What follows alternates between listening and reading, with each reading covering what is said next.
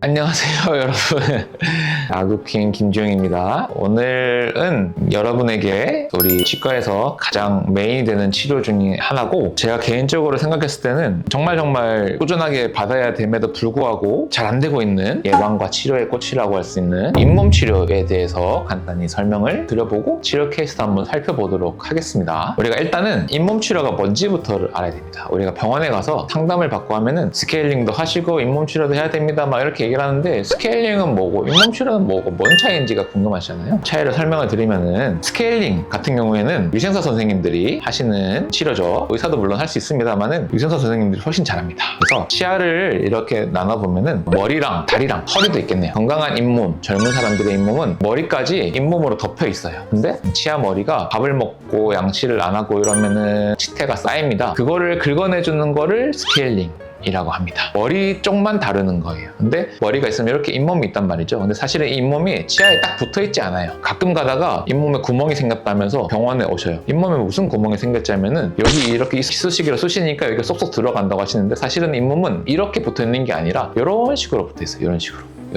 이 사이에 틈새가 있습니다. 뭐 생물학적 폭경 이런 식으로 전문적인 용어로는 말을 하는데, 이 틈새 쪽이 음식물도 끼고 하는 쪽인데, 치아도 인대가 있어요. 치아도 사실은 이 뼈에 바로 딱 붙어 있는 게 아니라 인대를 통해서 붙어 있습니다. 모든 경조직들은 인대를 통해서 경조직끼리 연결이 되어 있어요. 그래서 치아를 우리가 만져보면 살짝 흔들림이 있는 게 치아가 실제로 흔들려서 그렇습니다. 치아랑 잇몸이 받쳐주는 인대가 있기 때문이에요. 그래서 우리가 잇몸 치료를 하면 그 인대 근처까지 긁어내는 거예요. 쉽게 얘기를 하자면 잇몸 치료라고 하는 거는 정말로 잇몸 안까지 기구를 넣어서 긁어내는 거를 말합니다. 왜 그렇게 할까? 치석이 오래 쌓이면은 위로도 쌓이지만 밑으로도 이렇게 내려갑니다. 머리 쪽으로도 쌓이지만 밑으로도 쑥쑥 파여요. 그래서 우리가 오랫동안 스케일링을 안 받거나 하시면은 잇몸에서 피도 잘 나고, 그리고 잇몸이 붓고 피나고, 그럴 때는 이가탄 그런 경우가 생기잖아요. 그런 경우에는 잇몸 안속까지 치석들이 내려가서 뿌리를 박은 경우에, 이 치석이라는 것들은 음식물과 균의 찌꺼기들, 입안에 생길 수 있는 더러운 것들을 집합제해요. 그 집합제가 있기 때문에 잇몸이 퇴축을 합니다. 그러면서 잇몸이 내려가요. 그러면은 이렇게 하고 있던 머리가 점점 이렇게 내려가겠죠. 그러면서 이렇게 몸통이 드러납니다. 그러면서 우리가 소위 말하는 시리고 붓고 아프고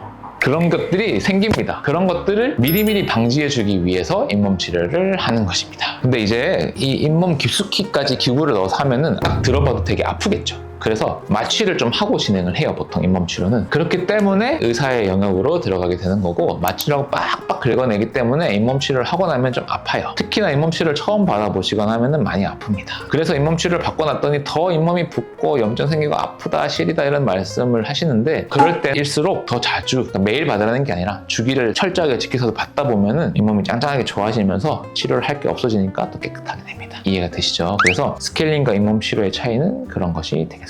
그래서 이제 엑스레이를 보면서 설명을 간단하게 드려볼까 하는데, 이분은 잇몸 치료도 동반을 하실 거고, 잇몸이 안 좋으셔가지고 이렇게 여기저기 치아가 떨어져서 임플란트를 하신 환자입니다. 잇몸이 원래 건강한 상태라면은 여기까지 이렇게 차 있었어야 됐어요. 근데 건강하지 못하고 세월이 지나고 이러면은 잇몸이 점점 내려갑니다. 지금 이 환자분은 잇몸뼈가 이렇게 쭉 내려와 있습니다. 이런 식으로 쭉 내려와 있는데, 잇몸 살은 이 위에까지 덮여 있을 거예요. 그럼 이만큼의 공간이 생기겠죠. 여기를 다 긁어내주는 거를 잇몸 치료라고 하는 거예요. 그래서 여기 보시면은 이렇게 볼록 튀어나온 거 보이시나요? 이런 것들이 잇몸 사이 안에 박혀있는 치석들이에요. 이런 것들은 스케일링으로 해결되지 않습니다. 잇몸 치료를 해야 해결이 됩니다. 사실 잇몸 뼈는 여기에 있지만 잇몸 살은 여기까지 차 있단 말이죠. 그러니까 마취를 해놓고 기구를 이렇게 쑥 넣습니다. 갈고리 마냥 이렇게 긁어서 톡톡 빼주는 거, 그런 치료를 하게 되는 겁니다. 그래서 잇몸 치료를 하게 됩니다. 이 잇몸이라고 함은 영원하지 않습니다. 우리가 보통 뼈와 다르게 이 잇몸뼈, 치아뼈는 만 30세를 기점으로 퇴축을 하기 시작합니다. 우리가 노화가 시작되는 시점이죠. 그래서 나라에서도 만 30세부터는 잇몸 치료가 보험이 적용이 됩니다. 특정 주기가 지나면은요. 그래서 스케일링만 보험이 되는 게 아니고 잇몸 치료도 보험이 돼요. 그러니까 주기적으로 스케일링과 잇몸 치료를 꼭꼭 받아주시는 게 너무너무 예방에 중요하고, 잇몸은 어찌됐건 세월이 세월이 지나면 잇몸이 점점 이렇게 내려갑니다. 그래서 어릴 때는 만 30세 이전까지는 충치가 제일 큰 치과 치료의 원인이 됩니다만은 그 이후부터는 이 풍치, 치주염이라고 합니다. 잇몸이 내려가서 생기는 병들이 주된 내원 원인이 됩니다. 그래서 붓고 피나고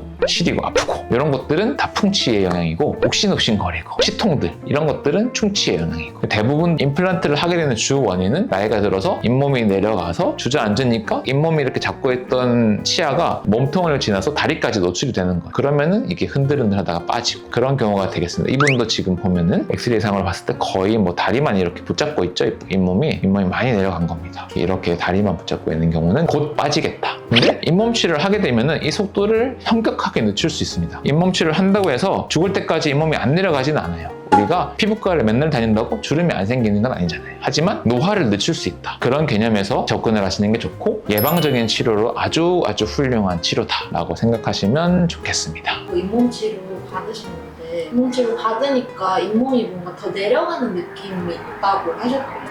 갑자기 잇몸도 뚫린 것 같고 그런 거는 왜 그런 거예요? 가장 저희가 환자들을 뵐 때 힘든 게 스케일링을 하면서 가장 많이 말씀을 하시는 게 스케일링이 끝나고 났더니 잇몸이 내려갔다, 구멍이 뚫렸다, 그리고 치아가 깨졌다 이렇게 얘기를 하시는데 일단은 스케일러 자체가 치아를 깰 수 없습니다. 근데 스케일링을 하는 기구로 치아가 깨졌다 그런 거면은 그 치아는 이미 깨져 있던 치아가 파편이 떨어져 나간 거라고 보셔야 돼요. 스케일러로는 절대 치아를 조각낼 수가 없어요. 그거는 명백한 사실입니다, 여러분. 근데 뭐 아무리 이렇게 얘기를 해도 그렇게 오시는 분들이 많긴 한데 정말 그거는 좀 알아주셨으면 좋겠고 구멍이 뚫리는 이유는 구멍이 원래 잇몸으로 차 있는 거예요. 치아가 쪼개져 나간 게 아니라 살이 차 있던 부분에 치석이 밀고 내려가가지고 그 살이 다 녹아 없어진 부분입니다. 그래서 이미 내려간 잇몸을 돌릴 수는 없어요. 그러니까 꾸준하게 더 관리를 해서 더 내려가지 않도록 하는 것이 목적이지 잇몸 치료 스케일링을 받으니까 잇몸에 구멍이 뚫리고 시리고 아프다 해서 나는 잇몸 치료 안 받을래 이렇게 하시면 절대 안 됩니다. 아시겠죠, 여러분? 그러니까 치료를 받고 나서 구멍이 뚫렸다 이거는 내가 그만큼 방치했구나 라고 생각하셔야지 이거를 치과의사나 위생사가 구멍을 냈다 이렇게 생각하시면 절대 안 돼요. 우리 치석이라는 물질이 정말